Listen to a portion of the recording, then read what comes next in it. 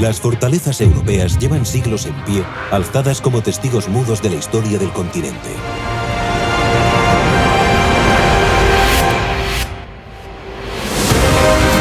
Durante cientos de años, los más grandes acontecimientos de la humanidad han tenido a los castillos como escenarios principales. El abanico de dramas y alegrías en el devenir de las naciones, desde batallas y traiciones hasta progresos y coronaciones, se ha desarrollado dentro y fuera de sus castigados muros, convirtiendo a los castillos europeos en capítulos básicos de los libros de historia.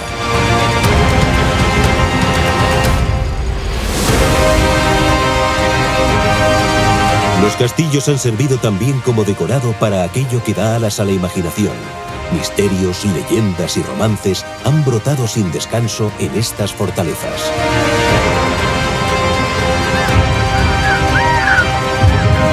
Este es un viaje por varios países europeos en busca de las claves que han convertido a sus castillos en guardianes de la historia.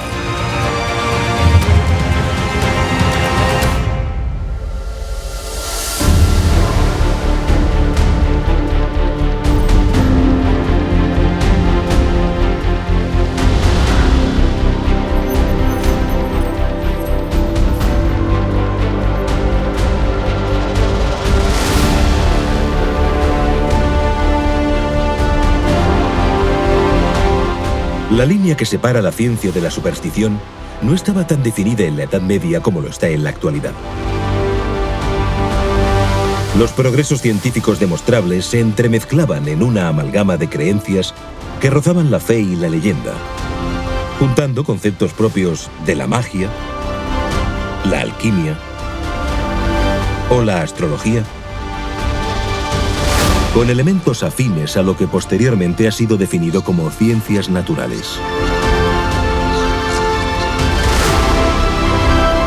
Los moradores de las fortalezas europeas no fueron ajenos a estos vaivenes en el nombre del conocimiento.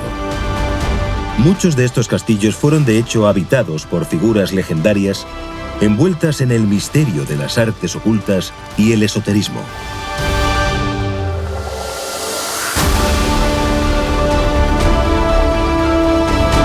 La ciudad de Sintra, en Portugal, es un ejemplo del misterio esotérico gracias a sus palacios cargados de simbologías.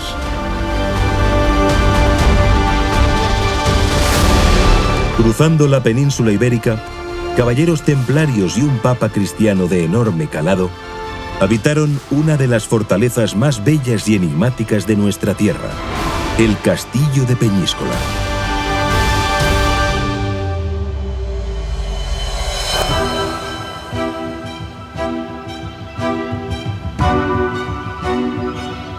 La historia del Castillo de Peñíscola está caracterizada, sin lugar a dudas, por el misterio, ya que está unida a dos pilares de las leyendas esotéricas de la Edad Media: la Orden de los Templarios y el Papa Benedicto XIII, popularmente conocido como Papa Luna. Por un lado, un célebre personaje polémico en su época y tildado de alquimista. Por el otro, la orden religiosa militar más enigmática de Occidente.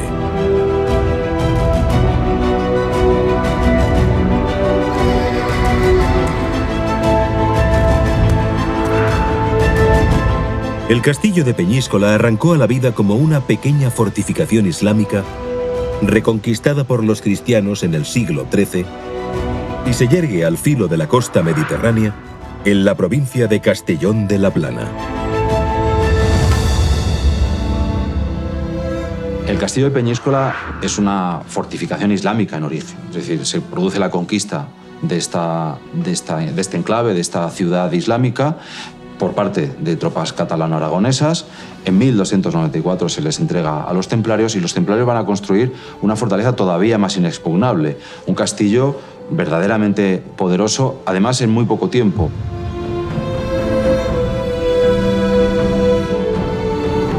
El castillo de Peñíscola fue construido por los templarios. No es que sea el principal de la Orden en España, pero era muy importante, porque además ahí se construyó porque tiene un símbolo, tiene una energía, era una energía especial, entonces los templarios sabían de esa energía.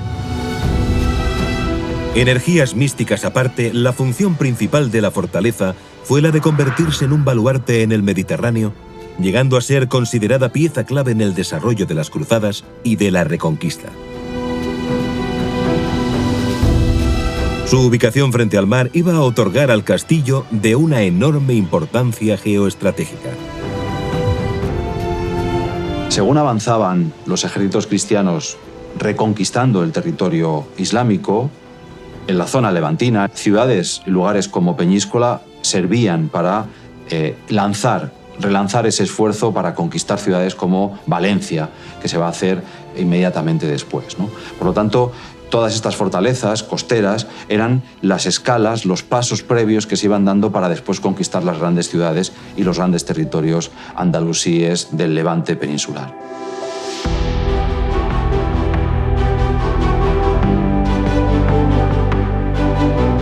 El mar Mediterráneo servía además como inicio de ruta hacia Tierra Santa. De modo que el castillo de Peñíscola se convirtió en puerto desde el que partían soldados y provisiones para continuar con las cruzadas, certificando la importancia de la fortaleza de cara no solo a la orden y su misión religiosa, sino también para los gobiernos cristianos del momento.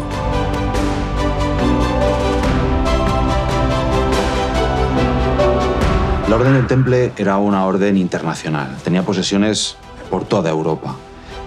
Y todas esas posesiones europeas, fundamentalmente, por supuesto también las catalanas, las aragonesas, las castellanas, era necesario que mandasen las llamadas responsiones a Tierra Santa. Es decir, dinero, caballos, armas y hombres que debían de trasladarse a Tierra Santa para sostener el esfuerzo bélico contra los musulmanes en aquel lugar, ¿no? Que era la gran frontera de la cristiandad.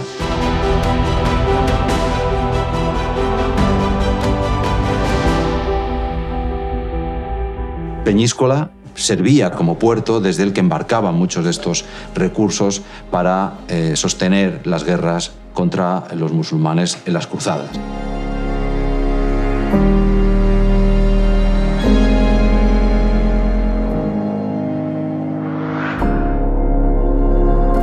A principios del siglo XIV, tras la ejecución en Francia del último gran maestre de la orden, los caballeros templarios tuvieron que rendir Peñíscola al rey de Aragón.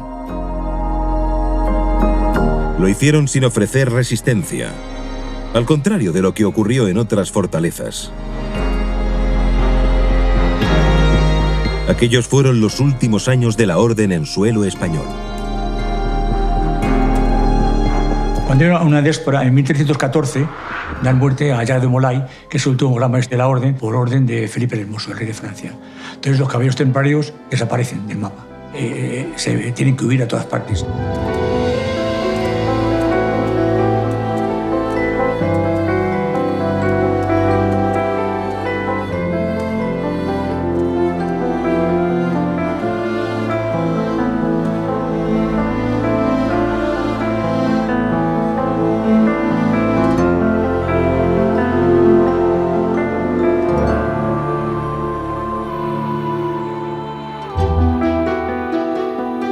El castillo quedó así bajo supervisión de la corona de Aragón y cayó en desgracia, hasta que recuperó su importancia cuando Benedicto XIII, el popular Papa Luna, decidió convertir el palacio en su propia sede pontificia tras huir de Francia por el llamado Cisma de Occidente.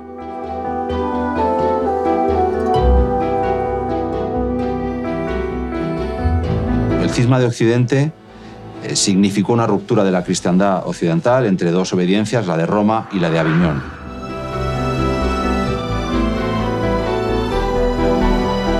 El Papa Luna, Benedicto XIII, era el Papa de Aviñón, tuvo que huir de Aviñón y se refugia en el castillo de Peñíscola, donde va a encontrar siempre la protección de los reyes aragoneses.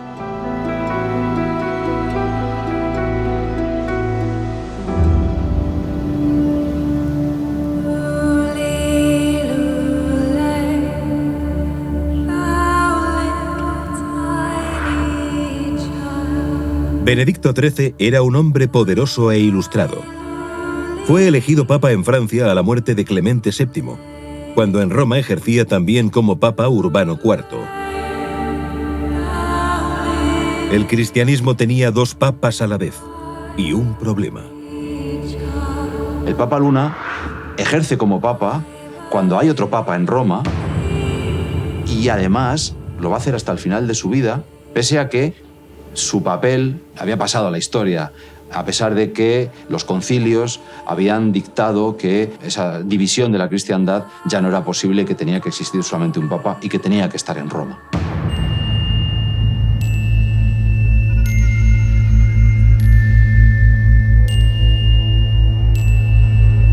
Este particular exilio fomentó la fama esotérica del Papa Luna, a quien se le comenzaron a atribuir toda clase de capacidades sobrenaturales, cada cual más alejada de la realidad. El Papa Luna era mago, era alquimista. La leyenda dice que él construyó en una noche unas escaleras para poder salir unas escaleras al borde del mar.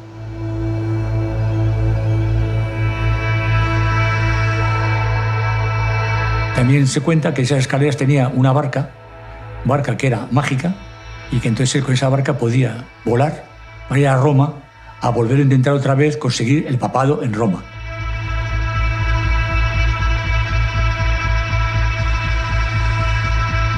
La extravagante leyenda va a más y asegura que en uno de esos viajes en plena tormenta, Benedicto XIII perdió su anillo papal, el anillo del pescador original. Nunca se pudo encontrar.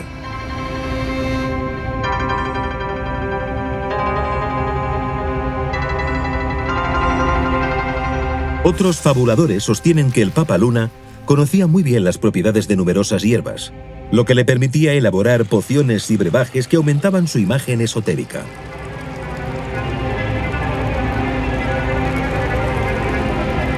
Que hay que tener en cuenta que el Papa Luna era alquimista y entonces hacía unos brebajes especiales para tener a la gente que tenía a su alrededor, algunos un poco bajo su influencia.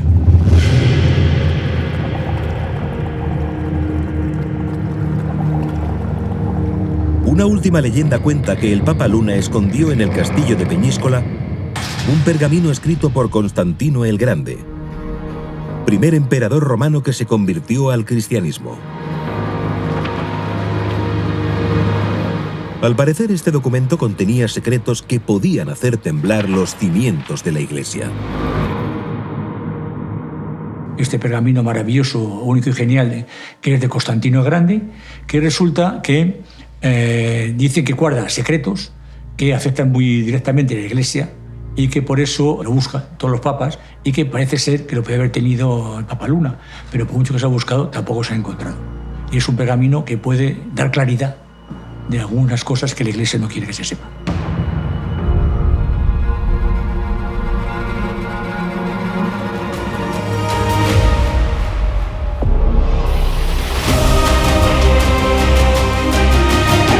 El Papa Luna se mantuvo en sus 13 ejerciendo su papado hasta que murió a los 94 años. Esta expresión, mantenerse en sus 13, fue acuñada por él mismo al sostener que seguiría siendo papa hasta su final. De ahí lo de los 13, en referencia a su nominación como Benedicto XIII. Su tesón amplificó una biografía que, ni tras haber sido llamado antipapa, perjudicó su leyenda. Pedro Luna permanece como uno de los símbolos de la historia de Peñíscola.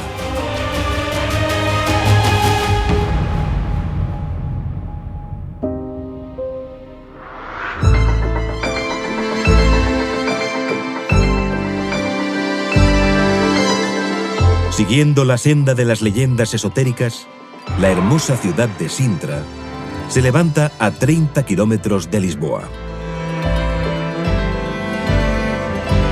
Repleta de palacios y mansiones cargados de misterio, esta localidad de culto histórico y centro turístico del país reúne algunas de las edificaciones más enigmáticas de Portugal.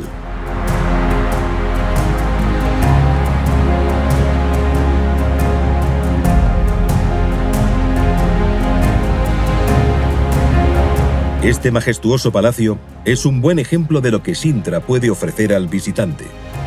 Es el Palacio da Pena. Es un símbolo para Portugal. Este palacio es algo diferente y completamente único. Desde su elevada posición, el Palacio da Pena controla una zona en la que también se levantan construcciones defensivas, curiosos palacios de leyenda y edificaciones masónicas de oscuro culto.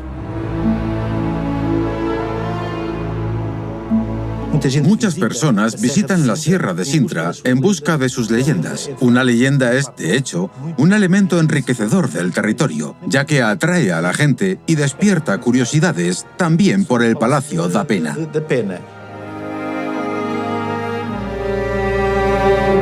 Encargado por el rey Fernando II de Portugal como residencia de vacaciones en 1839, el Palacio da Pena demuestra una mezcla de estilos que confirma tanto la particularidad de la construcción como la singular personalidad de su propietario.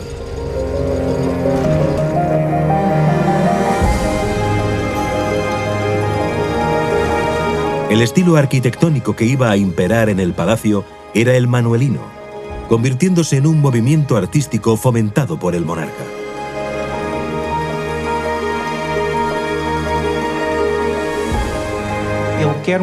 Él quiere un castillo portugués porque es un rey portugués. En ese momento se estaban definiendo los estilos nacionales y se llegó a la conclusión de que sería el manuelino el estilo nacional portugués. Es por eso que el rey Fernando II exige que este castillo se construya en estilo neomanuelino.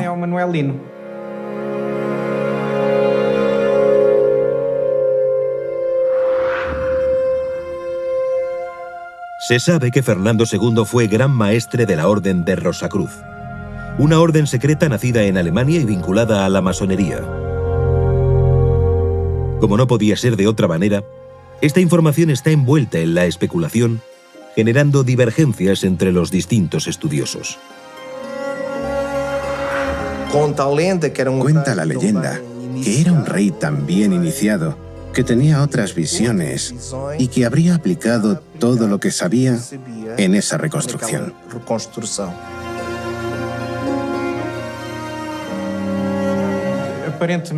Aparentemente, existen elementos templarios o incluso de la Rosacruz, pero no estoy seguro si suponen exactamente algo iniciático o tan esotérico como eso.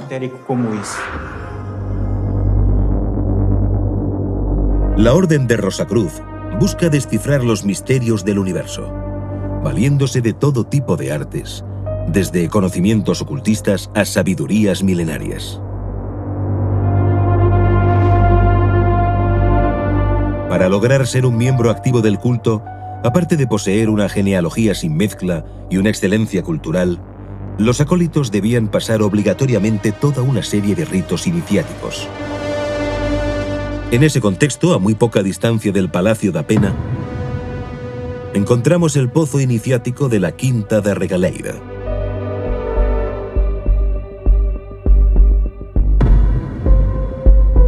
Esta misteriosa finca, caracterizada por sus pasadizos y laberintos, y preñada de símbolos esotéricos, fue reformada por Antonio Augusto Carvalho Monteiro, conocido como el de los millones. Monteiro, el de los millones, heredó una gran fortuna en Brasil, procedente del café y de las piedras preciosas. Era un patriota portugués.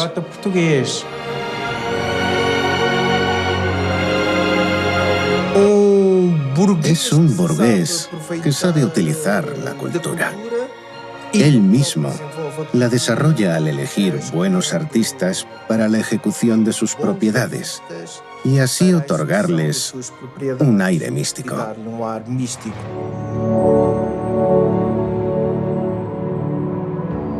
Carvalho Monteiro compró este terreno en 1892 y reformó la construcción original, levantando además anexos tan singulares como esta maravilla visual que actualmente es un potente reclamo turístico de Sintra.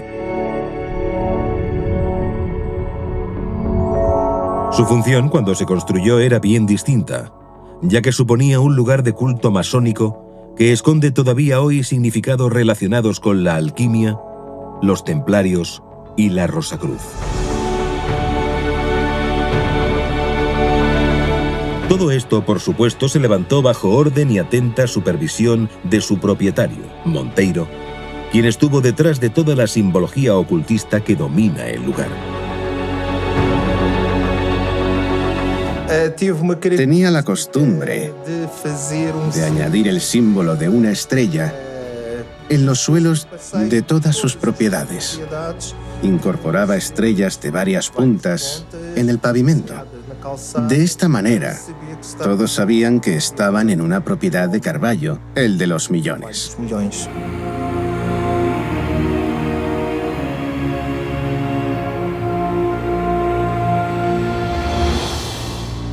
Lo que más llama la atención es esta curiosa construcción. Recibe el nombre de Pozo Iniciático porque al parecer se celebraban rituales de iniciación para los miembros aspirantes de la Orden de la Rosacruz.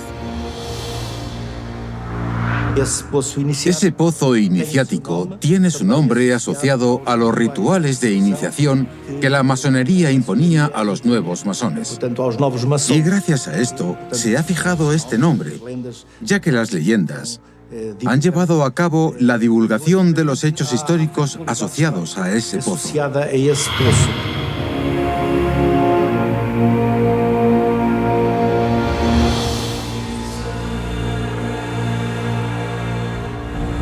El Pozo Iniciático es una torre invertida que se adentra en la tierra al tiempo que permite surgir de ella. Se puede acceder por la zona superior o por varios túneles que desembocan en el fondo.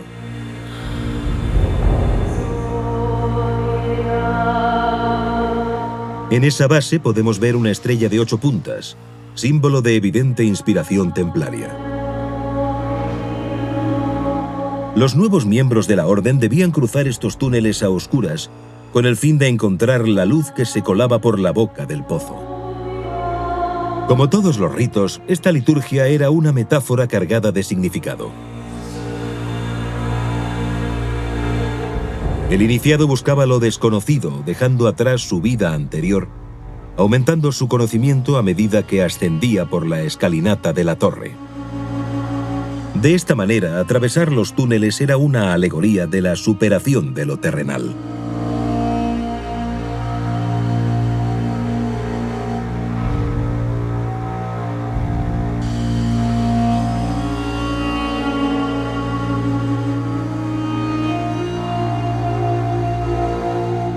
La escalinata, salpicada de arcos románicos, serpentea a lo largo de los 27 metros de profundidad del pozo, demarcando 9 plantas diferenciadas, cifra que no fue escogida al azar, ya que estaba asociada a los 9 niveles del infierno que el poeta Dante Alighieri describe en su famosa obra La Divina Comedia. Nunca sabremos el verdadero objetivo con el que fue construido. Es evidente que es como la fe. Si creo firmemente que es un pozo de iniciación, podré establecer los distintos pisos y los distintos caminos para acceder desde lo espiritual hasta la tierra, a lo terrenal.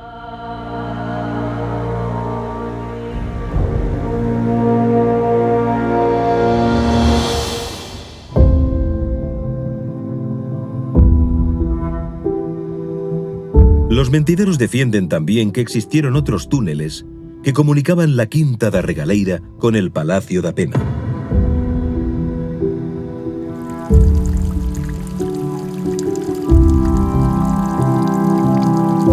Se dice que los jardines de la finca ocultan aún hoy senderos desconocidos, antaño recorridos por los miembros de la orden, así como por personajes de la alta sociedad, conceptos ambos que suelen ir de la mano.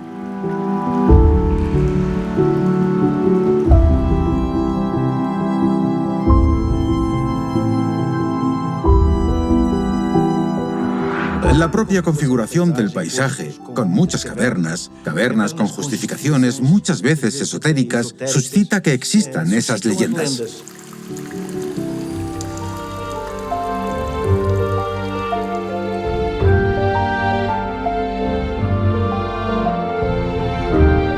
La Quinta da Regaleira no es el único entorno de la localidad que sigue cargado de simbología ocultista. A pocos cientos de metros se levanta el Palacio Nacional de Sintra, otra peculiar construcción cuya imagen popular está caracterizada por dos enormes chimeneas, todo un icono de la ciudad.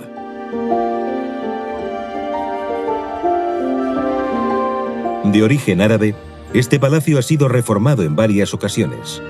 La última reforma de importancia data de finales del siglo XIX, coincidiendo con la construcción del Palacio da Pena y de la Quinta da Regaleira, por lo que no es casualidad que existan algunas vinculaciones de orden esotérico, como por ejemplo la presencia del octógono en la decoración de la fortaleza.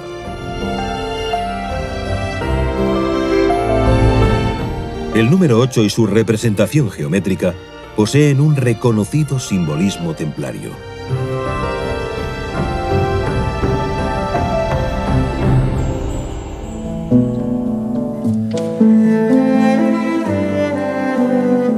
El Palacio Nacional se convirtió en residencia real durante la Edad Media.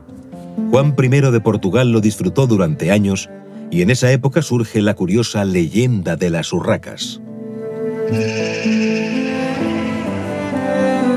Al parecer, la reina sorprendió al monarca besando a una cortesana.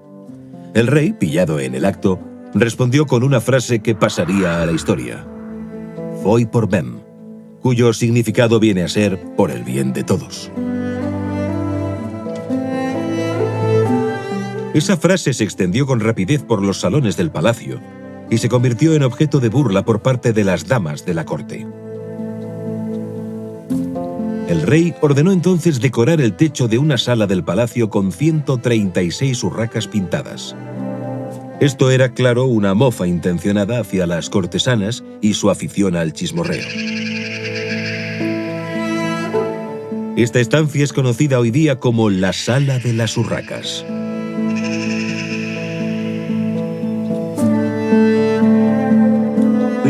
Él, para confirmar la honestidad de la expresión que usó, mandó pintar esas urracas en el techo. Por tanto, esta pintura estaría ahí, a la vista de todos, para demostrar que besar a la dama fue un acto realizado por el bien de todos y no un gesto pecaminoso.